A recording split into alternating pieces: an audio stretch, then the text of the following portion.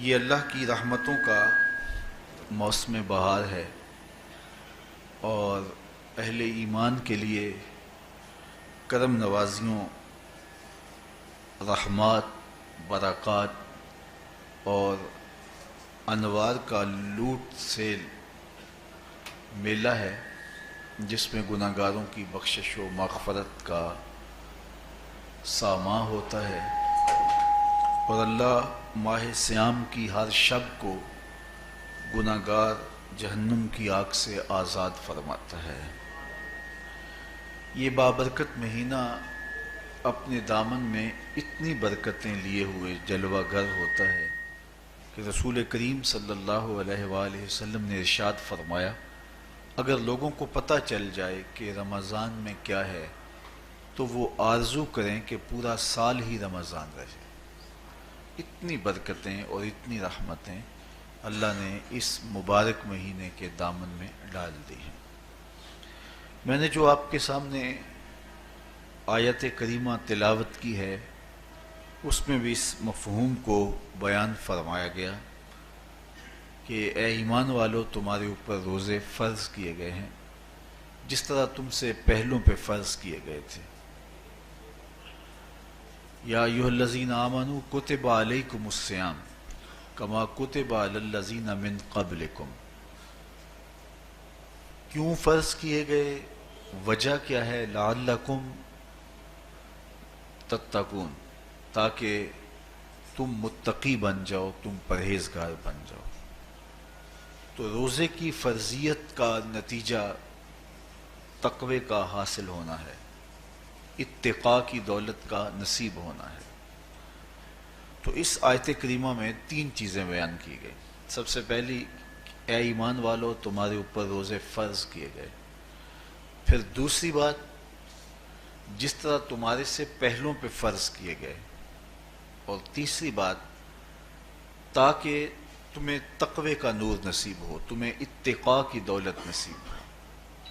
تو ایک تو روزے کی فرضیت کا حکم دیا گیا، اور دوسرا یہ تسلی دی گئی کہ یہ بھوک اور پیاس کی شدت تمہیں ہی نہیں کاٹنا پڑے گی، تم سے قبل بھی لوگ یہ عبادت کرتے رہے ہیں اور وہ اس مشکل عبادت سے تقوی کو حاصل کرتے رہے ہیں، اور تمہیں بھی ہم اس راستے سے تقوی نصیب کرنا چاہتے ہیں۔ علامہ حقی علیہ رحمہ نے لکھا ہے کہ ملک تحمور الثالث، یہ حضرت آدم علیہ السلام کی اولاد سے تیسرا بادشاہ گزرا ہے، اس کے زمانے میں قحط پڑ گیا تھا، تو اس نے اپنی قوم کو یہ حکم دیا کہ ایک وقت کا کھانا آپ کھا لیں اور ایک وقت کا کھانا بچائیں اور وہ قحط زدہ علاقوں میں بھیجیں۔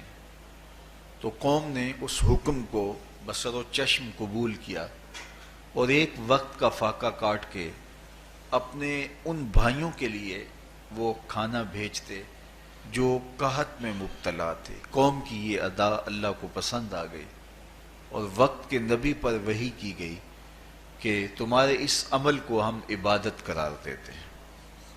تو حضرت آدم علیہ السلام کے بعد متصل ہی یہ عبادت فرض کی گئی، اور پھر جتنی بھی ملتیں، قومیں اور امتیں آئیں، ان میں روزے کی تحسین کی گئی اور روزے کی تلقین کی گئی۔ پرانی جتنی بھی کتابیں ہیں، اناجیل ہیں، تورات ہے، اس میں روزہ داروں کی تعریف موجود ہے۔ اور حضور علیہ السلام جب اس دنیا پہ تشریف فرما ہوئے تو آقا کریم روزے کی فرضیت سے پہلے بھی روزے رکھتے تھے۔ ویسے روزہ سن 2 ہجری کو فرض ہوا ہے، شعبان المعظم کے مہینے میں، لیکن اس سے قبل بھی ایام 20 کے حضور روزے رکھتے تھے، اور اس کے علاوہ بھی مختلف ایام میں اللہ کے محبوب روزے رکھتے تھے۔ روزے کی فرضیت کے بعد حضور علیہ السلام کی زندگی میں کل 9 رمضان آئے ہیں، جس میں 7 29 کے تھے اور 2 30 کے تھے۔ یہ بات ذہن میں رکھیے گا کہ روزے 29 ہوں ثواب پھر بھی 30 کا ہی دیا جاتا ہے. تو زیادہ تر جو رمضان المبارک کے مہینے ہوتے ہیں وہ 29 کے ہوتے ہیں، 30 کے کم ہوتے ہیں. حضور کی زندگی میں 9 میں سے 7 جو ہیں وہ 29 کے ہوئے ہیں اور 2 30 کے ہوئے ہیں، تو ثواب پورے 30 کا ہی ہے. بعض لوگوں کو زیادہ ہی مسئلہ ہوتا ہے، 29 ہو جائیں تو یہ اللہ کا کرم ہے کہ روزہ رکھنا بھی نہیں پڑا اور 30ویں کا ثواب بھی مل گیا، لیکن وہ شور مچا دیتے ہیں کہ یہ روزہ کھا گئے ہیں. میرا نہیں خیال کہ کسی کو اپنے ذمے اتنی بڑی امت کا بوجھ لینے کی پریشانی ہو اور وہ خام خواہ ایک روزے کے لیے پوری امت کا بوجھ اپنے کندھوں پہ ڈال لے. تو 29 روزے ہوں یا 30 ہوں، اللہ ثواب پورے 30 کا ہی عطا کرتا ہے. روزہ اللہ تعالیٰ جل شانہ کی رضا اور اس کی محبت کے حصول کا ذریعہ ہے، اور اس کا عملی نتیجہ جو اس آیت کریمہ میں بیان کیا گیا وہ تقوی ہے. لعلکم تتقون، روزہ اس لیے فرض کیا گیا کہ تمہیں تقوی نصیب ہو جائے، اتقاء کی دولت نصیب. اب سوال یہ ہے، کیا تقوی بھوک اور پیاس سے حاصل ہوتا ہے؟ پیاس کاٹنے سے، بھوک کاٹنے سے کیا تقوی نصیب ہو جاتا ہے؟ صبح سے لے کر شام تک روزہ رکھنے کی تلقین کی گئی. یہاں ناروے میں اور مختلف ممالک کے اندر 20 گھنٹے کا روزہ ہے، اور ہمارے بھی یہاں 16-17 گھنٹے مسلسل شدت کی گرمی میں بھوک اور پیاس کاٹنا ہوتی ہے. اتنا طویل دورانیہ جو بھوک اور پیاس کاٹی ہے، اس کا مقصد رزق بچانا نہیں ہے، بلکہ وَيُزَادُ فِيهِ رِزْقُ الْمُؤْمِنِ، ماہ سیام میں مومن کا رزق بڑھ جاتا ہے. آپ اپنا بجٹ دیکھ لیجئے، باقی مہینوں کی نسبت ماہ سیام میں آپ کے اخراجات زیادہ ہوتے ہیں اور کشادگی ہوتی ہے. تو یہ کوئی خوراک بچاؤ مہم نہیں ہے، بلکہ رزق تو بڑھ جاتا ہے، لیکن اس کے باوجود 20 گھنٹے، 17 18 گھنٹے پیاس اور بھوک کاٹنا، اس کا کوئی مقصد ہے تو وہ مقصد قرآن نے بیان کیا کہ اس کے نتیجے میں تمہیں اتقاء کی دولت ملے گی، تمہیں تقوی کا نور نصیب ہوگا. سوال یہ کھڑا ہوا، کیا بھوک اور پیاس کاٹنے سے تقوی مل جاتا ہے؟ تو اس کو سمجھنے کے لیے ایک مختصر تمہید سمجھنا ہوگی، اور وہ یہ کہ ہمارے 2 دشمن ہیں جو ہمیں جادہ مستقیم سے ہٹانے کے لیے دن رات کوشاں ہیں. ایک شیطان اور دوسرا نفس. یہ 2 دشمن ہیں جو ہماری متاع عمل، ہمارا خلوص، ہماری للہیت، ہمارا باطن لوٹنے کے لیے ہر وقت مستعد اور فعال رہتے ہیں. اب ان 2 دشمنوں سے ہمارے تنہا ناتواں وجود کا مقابلہ ہے، اور ان میں سے جو بڑا دشمن ہے وہ نفس ہے، کیونکہ شیطان نے جب انکار سجدہ کیا تو ہم تو یہ کہتے ہیں کہ ہمیں شیطان نے بہکا دیا، لیکن شیطان نے جب انکار سجدہ کیا اور خود بہک گیا تو اس وقت کوئی دوسرا شیطان تو نہیں تھا جس نے شیطان کو بہکایا، وہ نفس تھا جس نے شیطان کو شیطان بنایا. اس نے اندر سے کہا انا خیر منہ، میں بہتر ہوں. تو یہ انانیت جو تھی، انا خیر منہ، اس نے اس کو بہکایا. تو شیطان کو شیطان بنانے والا نفس ہے، تو نفس شیطان سے بھی بڑا دشمن ہے. ایک بزرگ تھے، وہ ساری زندگی اپنی زبان پہ انا کا لفظ نہیں آنے دیتے تھے. اس مفہوم کو بیان کرنا ہوتا تو وہ با الفاظ دیگر بیان کرتے. میں کا لفظ، انا کا لفظ وہ اپنی زبان پہ ساری زندگی انہوں نے جاری ہی نہیں ہونے دیا. کہتے تھے اس لفظ نے شیطان کا بیڑا غرق کر دیا، تو میں یہ لفظ زبان پہ آنے نہیں دوں گا. اچھا، بندے بھی بڑے عجیب ہوتے ہیں. کسی نے کہا لو ان کی زبان پہ یہ لفظ آتا کیوں نہیں، میں جاتا ہوں اور ان کی زبان پہ یہ لفظ آئے ہی آئے. چلے گئے. بزرگ تشریف فرما تھے، نماز کا وقت قریب ہو رہا تھا. حضرت ایک مسئلہ پوچھنے آیا ہوں. کہا پوچھئے. شیطان کو کس چیز نے برباد کیا؟ حضرت آپ تو بولیں گے کہ میں نے، آنا نے، تو کہوں گا جیسے بھی ہوا ان کے زبان پہ لفظ میں تو آ ہی گیا نا. تو وہ بزرگ بھی بڑے سیانے تھے، اس کی نیت کا کھوٹ سمجھ گئے. فرمانے لگے بیٹا نماز کا وقت ہو گیا ہے، نماز پڑھ لیتے ہیں پھر اس پہ بات ہوتی ہے. نماز ہوئی، سلام پھرا تو خود ہی فرمانے لگے کسی نے کہا تھا کہ شیطان کو کس چیز نے برباد کیا، جواب دینا چاہ رہا ہوں کس نے پوچھا تھا، جھٹ کھڑا ہو گیا میں نے کہا اسی چیز نے اس کا بیڑا غرق کر دیا. تو جو نفس تھا وہ شیطان کو شیطان بنانے والا ہے.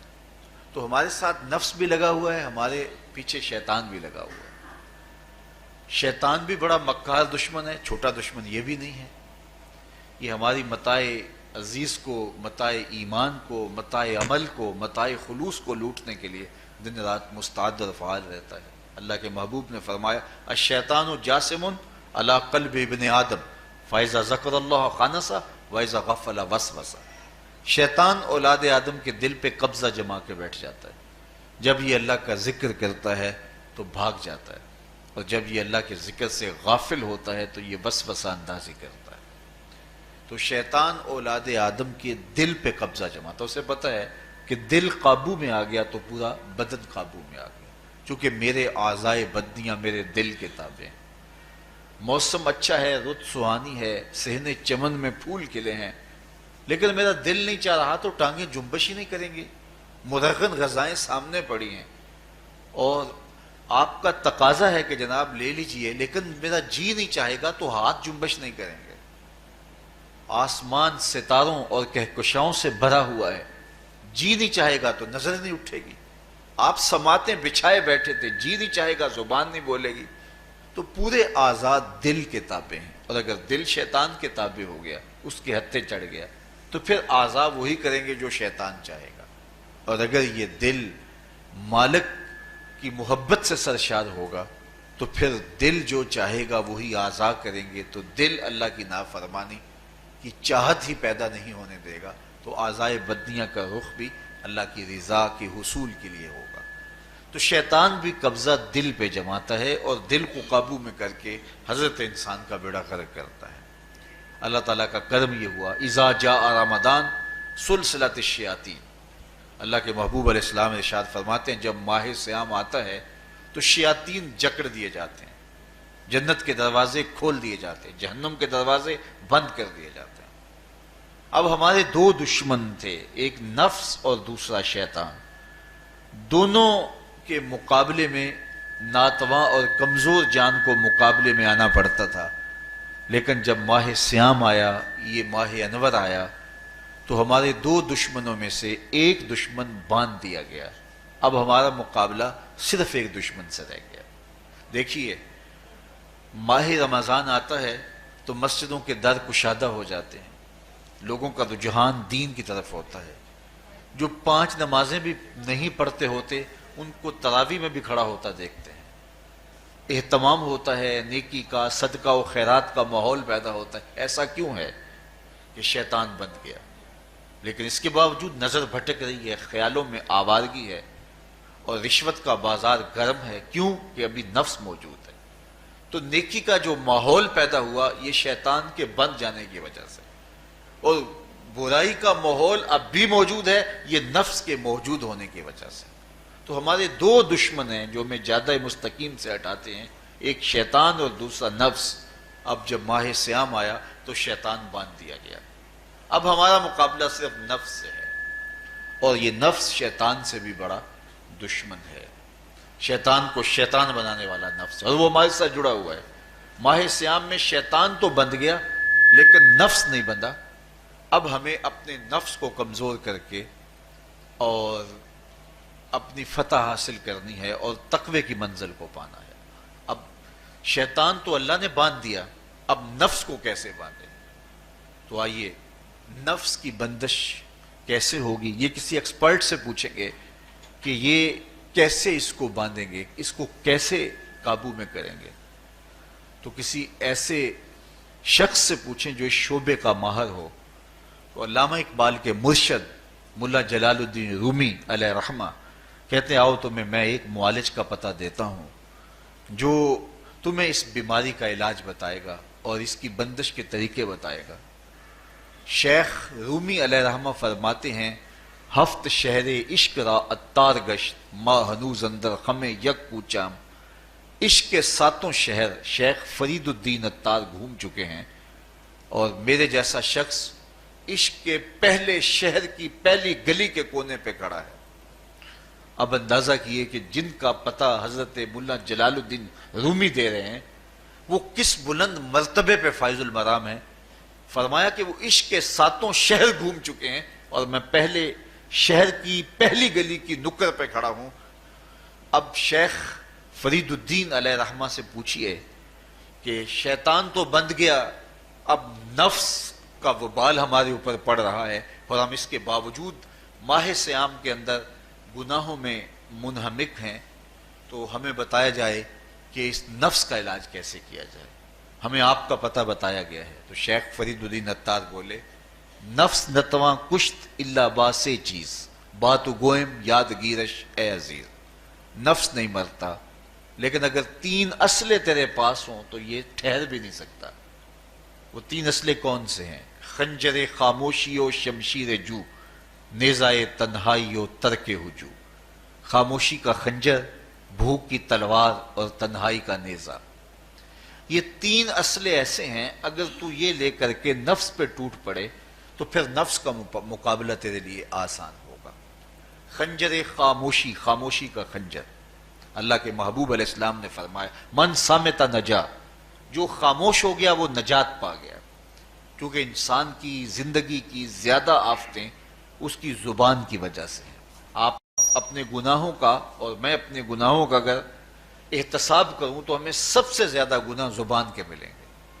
آنکھیں بھی گناہ کرتی ہیں، ہاتھ بھی گناہ کرتے ہیں، پاؤں بھی گناہ کرتے ہیں، لیکن سب سے زیادہ گناہ زبان کرتی ہے۔ جھوٹ بھی بولتی ہے، غیبت بھی کرتی ہے، شکوہ بھی کرتی ہے، گالی سب و شتم اور کیا کچھ زبان کے گناہ ہیں۔ اسی لیے اللہ کے محبوب نے فرمایا جو تمہارے 2 جبڑوں کے درمیان ہے یعنی زبان اور 2 ٹانگوں کے درمیان ہے تمہاری پارسائی کی جگہ، تم ان 2 چیزوں کی مجھے ضمانت دے دو، میں محمد تمہیں جنت کی ضمانت دے دیتا ہوں۔ تو انسان کے سب سے زیادہ گناہ زبان کے ہیں اور اس کی پارسائی کی جگہ کے۔ تو اس لیے میرے حضور نے فرمایا من صامت نجا، جو خاموش ہو گیا وہ نجات پا گیا۔ خنجر خاموشی، خاموشی کا خنجر نفس کشی کا ایک مؤثر ذریعہ ہے۔ اور دوسری بات وشمشیر جو، اور بھوک کی تلوار، تو بھوک سے نفس کا مقابلہ کیا جا سکتا ہے، بھوک کی تلوار سے نفس کا سر کاٹا جا سکتا ہے۔ اللہ کے محبوب کا فرمان سنیے یا معاشر الشباب من استطاع منکم الباء فلیتزوج فإنہ اغض للبصر واحسن للفرج فمن لم یستطع فعلیہ بالصوم فإنہ لہ وجاء۔ اے جوانوں کے گروہ، تم میں سے اگر کوئی نکاح کرنے کی طاقت رکھتا ہے تو وہ دیر نہ کرے، فی الفور نکاح کر لے، یہ نظر کا اور پارسائی کا محافظ ہے۔ لیکن اگر تم میں سے کوئی نکاح کرنے کی فی الحال پوزیشن میں نہیں ہے تو وہ کثرت کے ساتھ روزے رکھے۔ روزے قاطع شہوات ہیں، تو بھوک سے نفس کو جو ہے وہ روکا جا سکتا ہے، اس کو لگام ڈالی جا سکتی ہے۔ تیسری بات نیزہ تنہائی، تنہائی کا نیزہ، تو فرمایا گیا کہ العافیت فی العزلہ، کہ تنہائی کے اندر ہی عافیت ہے۔ جب مجلسوں میں غیبت کی بدبو پھیلتی ہو اور چغلی کا ماحول معاشرے کا جزو لا ینفک بن جائے اور مجالس کے اندر نظروں کی پاکیزگی کا قائم رہنا مشکل ہو جائے اور انسان کی زندگی کے اندر گناہوں کا بہت بڑا سبب مجلسی زندگی ہو تو پھر اس سے تنہائی بہتر ہے۔ حضرت شاہ نقشبند بخاری فرماتے ہیں کہ فقیر کے لیے سب سے اچھی جگہ اللہ کا گھر مسجد ہے، یا کسی کامل صالح شخص کی صحبت ہے، اور یا پھر تنہائی ہے۔ چوتھی جگہ ہلاکت کے علاوہ اور کچھ نہیں ہے۔ ہمیں اپنے کاروبار میں، اپنے معاملات میں، اپنی ملازمتوں میں جانے کی تلقین کی گئی تو وہاں یہ تلقین کی گئی کہ دیر سے جاؤ جلدی واپس آ جاؤ، اور مسجد میں جاتے ہوئے تلقین کی گئی کہ جلدی جاؤ اور دیر سے واپس آؤ۔ لیکن ہم مسجد کے دروازوں پہ جب دور موجود میں رش دیکھتے ہیں کہ لوگ بہت جلدی نکلنا چاہتے ہیں، حتیٰ کہ کندھوں سے کندھے ٹکرا رہے ہوتے ہیں کہ جلدی سے باہر نکل جائیں، حالانکہ وہ عافیت کی جگہ ہے، 2 منٹ زیادہ بھی ہو جائیں تو کوئی حرج نہیں ہے۔ اور ایسے لوگوں کو بھی نکلنے میں جلدی کرتے ہوئے دیکھا ہے کہ لگتا تو یہ تھا کہ شاید یہ انہوں نے کسی ضروری کام پہ جانا ہے، لیکن باہر نکل کے بازار میں پھٹے پہ بیٹھے تھے اور مسجد سے نکلنے کی جلدی بہت تھی۔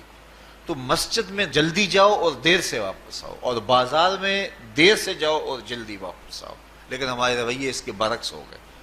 تو تنہائی میں عافیت ہے، خاموشی میں عافیت ہے، اور بھوک میں عافیت ہے، اور یہ ساری چیزیں روزے میں میسر ہیں۔ فرمایا تم سے اگر کوئی شخص الجھے، بحث کرے، لڑائی کرنا چاہے تو تم اسے کہو انی صائم، میں نے روزہ رکھا ہوا ہے۔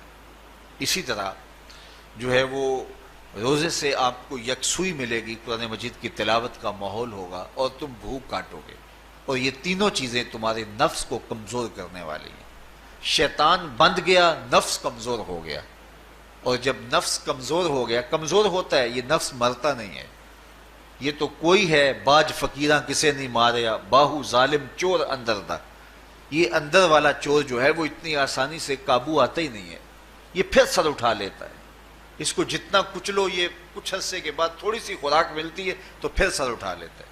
حضرت بایزید بستامی کہتے ہیں میں نے اپنے نفس کو ایک دن کہا کہ میں تجھے خوراک بھی نہیں دیتا اور تو پھر بھی موٹا تازہ ہے، تو میرے نفس نے مجھے کہا کہ اے بایزید جب تم بازار سے گزرتے ہو تو لوگ انگلیاں اٹھا اٹھا کہتے ہیں یہ بایزید جا رہا ہے، یہ بایزید جا رہا ہے، تو مجھے میری غذا اور خوراک اس سے مل جاتی ہے۔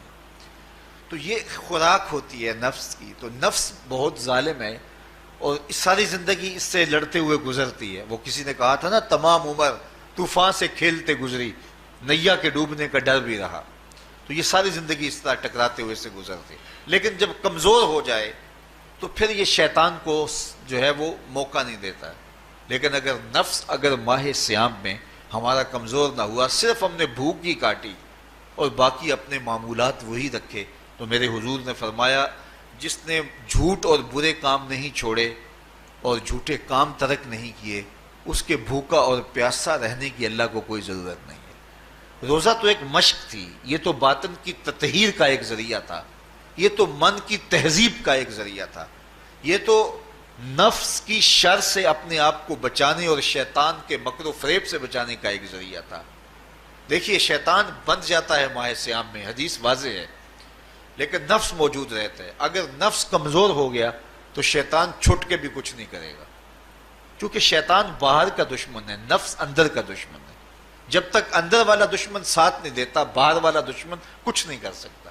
ہمارے دیہاتوں میں چوری ہو جائے تو بوڑھے بزرگ سر جوڑ کے بیٹھ جاتے ہیں کہ چور کہاں سے آیا، کیسے آیا، تو ایک نقطے پہ سارے متفق ہوتے ہیں کہ اندر کا کوئی بھیتی ضرور موجود ہے۔ اگر اندر کا کوئی بھیتی موجود نہیں ہے تو چور باہر سے آ کے حملہ آور ہو ہی نہیں سکتا ہے۔ تو شیطان باہر کا چور ہے، نفس اندر کا بھیتی ہے، اور اگر یہ اندر والا باہر والے کا ساتھ نہ دے تو شیطان انسان پر حملہ آور ہو ہی نہیں سکتا۔ اس لیے اس کو قابو کر لیں، اس کو رام کر لیں، تاکہ شیطان چھٹنے کے باوجود بھی جو ہے وہ ہمارے اوپر حملہ آور نہ ہو سکے۔ ورنہ وہ تو پیچ و تاب کھا رہا ہے کہ یہ جو تم نمازیں پڑھتے ہو، سروں پہ ٹوپیاں تم نے پہنی ہیں اور بڑے شریف بن کے مسجد میں جا رہے ہو، ذرا چھٹ لوں عید کے دن ہی جو ہے وہ تمہارا سارا کیا دھرا برباد نہ کیا تو مجھے شیطان نہ کہنا۔ تو وہ سب کچھ برباد کر دیتا ہے اگر ہمارے نفس کی تہذیب نہیں ہوتی۔ تو یہ اللہ نے ایک ہمیں موقع دیا ہے، پورا ایک مہینہ ہے، ایک ورکشاپ ہے باطن کی تطہیر کے لیے اور ایک اندر کی پاکیزگی کے لیے ہمیں ایک موقع فراہم کیا گیا ہے، اور اس سے ہم بھرپور فائدہ حاصل کریں۔ قرآن مجید کی کثرت کے ساتھ تلاوت، صلاۃ التراویح میں شمولیت اور خاموشی کا اختیار کرنا، اور جو ہے وہ اللہ کے ذکر فکر کی طرف متوجہ رہنا اور بھوک کاٹنا، اس کا عملی نتیجہ یہ ہوگا کہ اتقاء کی دولت نصیب ہوگی۔ دیکھیے ماہ صیام میں ہمیں ان کاموں سے بھی روک دیا گیا جو کہ کام جائز تھے، کھانا پینا اور جو ہے وہ اپنی منکوحہ سے جنسی تعلق، یہ تو وہ امور تھے کہ جو جائز تھے، مشروع تھے، لیکن اوقات روزہ میں ان جائز کاموں سے بھی ہمیں روک دیا گیا۔ اس فلسفے کو ہمیں سمجھنا ہوگا کہ جو کام شریعت میں جائز تھے، مشروع تھے، روزہ ان سے بھی رک جانے کا نام ہے، اور جو چیزیں شریعت میں جائز ہی نہیں ہیں، جھوٹ بولنا ہے، غیبت کرنا ہے، بد نگاہی ہے، اور دیگر برے اعمال ہیں، تو یہ چیزیں تو روزہ نہ بھی ہو پھر بھی ناجائز ہیں۔ تو جو چیزیں جائز تھی روزے میں ان سے بھی منع کر دیا گیا، اور جو چیزیں ناجائز ہیں تو اگر کوئی شخص ان چیزوں سے نہیں رکتا تو پھر اس نے روزہ کیا رکھا؟ ایک بندہ بھوک کاٹتا ہے لیکن جھوٹ بولتا ہے، ایک بندہ پیاس کاٹتا ہے لیکن غیبت کرتا ہے، ایک بندہ صبح سے شام تک نہ کچھ کھاتا ہے نہ کچھ پیتا ہے لیکن رشوت لیتا ہے، پھر مجھے بتائیے اس نے روزہ کیا رکھا؟ روزہ تو ایک مشق تھی کہ جو چیزیں جائز تھی ان سے بھی منع کر دیا گیا، ان سے بھی روک دیا گیا، اور جو ناجائز تھی وہ تو پہلے ہی ناجائز تھی، روزے کے بغیر بھی ناجائز تھی۔ تو اس لیے روزہ ایک مشق ہے، ہمارے سامنے مرغن غذا موجود ہے، ہمارے پاس سامنے ٹھنڈا مشروب موجود ہے، اور ہمیں مشق کرنے کی تلقین کی گئی کہ تمہیں بھوک ہے، شدت کی پیاس ہے، لیکن صبر کر کے دکھاؤ تم نہیں لوگے، یہ تمہاری مشق ہے۔ تو پھر جو حرام ہوگا، اللہ کی طرف سے ممنوع ہوگا، تو اس کو تم کس طرح لوگے جب تمہاری یہ مشق ہو چکی؟ لیکن ہم اس مشق کے اندر ہی جب ان سے نہیں رکیں گے تو پھر ہمارا روزہ ہی نہیں ہوگا، پھر بھوک اور پیاس کاٹنے کے علاوہ کچھ نہیں ہوگا۔ بہت سارے روزہ دار ایسے ہیں جن کا روزہ سوائے بھوک اور پیاس کاٹنے کے کچھ نہیں ہے۔ اس لیے جن چیزوں سے اللہ نے منع کیا ہے ان سے تو رکنا ہی رکنا ہے، جو چیزیں مشروع ہیں ان سے وقتی طور پہ روکا گیا تو ان سے بھی روک کر کے روزے کی تکمیل کی جائے۔ اچھا، روزے میں ایک اور چیز ہے کہ ہمارے صوفیاء مراقبہ کر کے ایک دولت پاتے ہیں، اور وہ کیا کہ اللہ دیکھ رہا ہے۔ وہ مراقبے میں بیٹھ جاتے ہیں اور اس تصور میں ڈوب جاتے ہیں کہ میرا اللہ مجھے دیکھ رہا ہے، اور یہ یقین اپنے اندر اتارتے رہتے ہیں۔ اس کا نتیجہ یہ ہوتا ہے کہ پھر گناہ کرنا مشکل ہو جاتا ہے۔ یہ تصور جب بندے کے ساتھ جڑ جاتا ہے کہ میرا اللہ مجھے دیکھ رہا ہے۔ ماہ سیام میں یہ دولت اللہ بانٹ دیتا ہے، جو مراقبے سے صوفیاء حاصل کرتے ہیں، اللہ تعالیٰ اس دولت کو اہل ایمان پہ چھڑک دیتا ہے۔ کڑکتی دھوپ، برستی گرمی، زباں کانٹا، ہونٹ خشک، ٹھنڈا پانی دستیاب، دروازہ مقفل، کوئی دیکھنے والا بھی نہیں ہے، لیکن بندہ ایک گھونٹ بھی نہیں پیتا، وضو کرتے بھی احتیاط کرتا ہے کوئی قطرہ حلق سے نیچے نہ اتر جائے، کیوں کہ میرا اللہ مجھے دیکھ رہا ہے۔ جو چیزیں صوفیاء کو مراقبے سے نصیب ہوتی ہیں، ماہ سیام میں اللہ اس دولت کو بانٹ دیتا ہے، چھڑک دیتا ہے، بارش کی طرح وہ دولت برستی ہے، اور یہ تصور ہمارے ساتھ جڑ جاتا ہے کہ میرا اللہ مجھے دیکھ رہا ہے۔ ہم پانی نہیں پیتے، اللہ دیکھ رہا ہے، مرغن غذائیں موجود ہیں کہ اللہ دیکھ رہا ہے۔ تو میں یہ پوچھتا ہوں کہ ہم کھانا نہیں کھاتے کہ اللہ دیکھ رہا ہے، ہم پانی نہیں پیتے کہ اللہ دیکھ رہا ہے، لیکن جب رشوت لے رہے ہوتے ہیں اللہ اس وقت نہیں دیکھتا؟ جب نظر بھٹک رہی ہوتی ہے اللہ اس وقت نہیں دیکھتا؟ جب خیال بہک رہا ہوتا ہے اللہ اس وقت نہیں دیکھتا؟ جب سوچوں میں آوارگی آتی ہے اللہ اس وقت نہیں دیکھتا؟ تو یہ صرف وہ کھانے اور پینے کو ہی دیکھ رہا ہے، باقی امور زندگی کو نہیں دیکھ رہا، اور وہ کیا صرف رمضان میں دیکھتا ہے، غیر رمضان میں نہیں دیکھتا؟ تو یہ جو نور اترا تھا ماہ سیام میں، اس کو اپنے اندر اگر جذب کر لیا جائے تو زندگی سنور جاتی ہے۔ جو مراقبوں سے حاصل ہوتا تھا ماہ سیام میں، وہ میںہ کی طرح برسا، اور ہم اس کے اپنے اندر سمو لیں، جذب کر لیں، تو نتیجہ یہ ہوگا کہ ہماری زندگی نور لا نور ہو جائے گی۔ اور یہ تصور جب انسان کی زندگی میں جم جائے تو یہ گناہوں سے روکنے کا مؤثر ذریعہ ہے کہ میرا اللہ مجھے دیکھ رہا ہے۔ مجھے بتائیے اس سے بڑا ہیجان انگیز بھی کوئی منظر ہو سکتا ہے کہ حسن کی پتلی ہے، اور جو ہے وہ اس کی ایک ایک ادا اور اشوے سے قیامتیں پھوٹتی ہیں، اور وہ خود جناب یوسف کے سامنے اپنے حسن کو پیش کر رہی ہے، ساتوں دروازے بھی مکفل ہیں، بت کے اوپر بھی کپڑا ڈال لیا، اور زلیخا حضرت یوسف کو خود کہہ رہی ہے تالک یوسف اب تو آ جاؤ نا، ذرا آنکھ اٹھا کے میرے جلوے دیکھو۔ لیکن جناب یوسف کیا بولتے ہیں؟ قال معاذ اللہ، میں اللہ کی پناہ میں آتا ہوں۔ کہا تو 7 دروازے بند کر کے لوگوں کی نظروں سے چھپ گئی، اور موٹا کھیس ڈال کے اپنے زوم میں اپنے جھوٹے خدا سے بھی شرم کرتی ہے اور اس سے چھپ گئی، میں اس خدا سے حیا کیوں نہ کروں جو 7ویں کوٹھڑی میں بھی دیکھ رہا ہے۔ پھر اتنی روشنیاں برسی، اتنا یقین برسا کہ گناہ کیا، گناہ کا تصور بھی محال ہو گیا۔ تو مجھے بتائیے کتنا ہیجان انگیز منظر تھا جب حسن قدموں میں بچھنے کے لیے خود بےتاب تھا، اور حضرت یوسف جوان رانا ہیں، جوانی اور شباب پورے بانکپن پہ ہے، اور ادھر حسن مچل مچل کے قدموں میں بچھ رہا ہے، لیکن یہ جذبہ کہ میرا اللہ مجھے دیکھ رہا ہے ایسی رکاوٹ بنتا ہے، قال معاذ اللہ، کہا میں اللہ کی پناہ میں آتا ہوں۔ تو یہ یقین جب بندے کے ساتھ جڑ جاتا ہے کہ میرا اللہ مجھے دیکھ رہا ہے، تو پھر انسان کے لیے گناہ سے بچنا کوئی مشکل نہیں ہوتا۔ گھر میں فاقے ہوں، مشکل میں بندہ پھنسا ہو اور اس کو رشوت مل رہی ہو، تو پھر اپنا ہاتھ روکنا بڑا مشکل ہوتا ہے، بلکتے بچوں کا خیال آتا ہے۔ لیکن جب یہ خیال ہو کہ میرا رب میرا رازق ہے اور میرے اس عمل کو دیکھ رہا ہے، تو پھر بندہ اس کو پرے کا کی حیثیت بھی نہیں دیتا، اور جب وہ پاؤں کی ٹھوکر پہ بھی نہ رکھے تو پھر اللہ فرماتا ہے وَيَرْزُقُهُ مِنْ حَيْثُ لَا يَحْتَسِبُ، تو یہ کر کے دیکھ میں تجھے وہاں سے رزق دوں گا جہاں سے تجھے گمان بھی نہیں ہوگا۔ تو اپنے یقین کو کھڑا کر کے دیکھ، میرے اوپر اعتماد کر کے دیکھ۔ میرے حضور نے فرمایا اللہ پر توکل کرنے کا جو حق ہے اگر تم ادا کرو، وہ تمہیں ایسے رزق دے جیسے پرندوں کو عطا کرتا ہے۔ صبح گھر سے نکلتے ہیں خالی پیٹ ہوتے ہیں، ہمیں تو پتہ ہے دفتر میں جانا ہے، ہمیں تو پتہ ہے دکان پہ جانا ہے، ہمیں تو پتہ ہے فیکٹری میں جانا ہے، ہمیں تو پتہ ہے کہ ہم نے فلاں جگہ جا کے دہاڑی لگانی، لیکن ان کا کوئی کاروبار نہیں ہوتا، کوئی فیکٹری نہیں ہوتی۔ جدھر جی آیا صبح جو ہے وہ اڑان بھر دی، بند توکل پنچھی اڑ دے، خرچ نہ پلے زیرہ ہو، نہ کوئی راس ہے نہ کوئی کاروبار ہے۔ لیکن کبھی ایسا نہ ہوا کہ شام کو خالی پیٹ آئے ہوں۔ تو کہا اگر تم اللہ پہ توکل کر لو، وہ بھی تمہیں ایسے رزق دے جیسے پرندوں کو رزق عطا کرتا ہے۔ پرندوں میں سے ایک پرندہ ہے ہنس، یہ سچے موتی کھاتا ہے، اور آپ پنساری کے پاس موتی لینے جائیں تو ہزاروں روپے تولے کے ماشے کے حساب سے آپ لیں تو پھر بھی آپ سوچتے ہیں کہ پتہ نہیں یہ خالص دیے یا نہیں دیے۔ وہ اتنے نایاب اور کامیاب ہیں کہ آپ ماشوں اور تولوں میں خریدتے ہیں اور پھر بھی آپ کو شک رہتا ہے کہ یہ خالص ہیں یا کہ نہیں۔ اور ہنس کھاتا ہی وہ ہے، اور دنیا پر ایک نہیں لاکھوں کروڑوں ہنس ہیں، اور روزانہ صبح و شام کھاتے ہیں اور پیٹ بھر کے کھاتے ہیں، اور اللہ انہیں روز عطا بھی کرتا ہے۔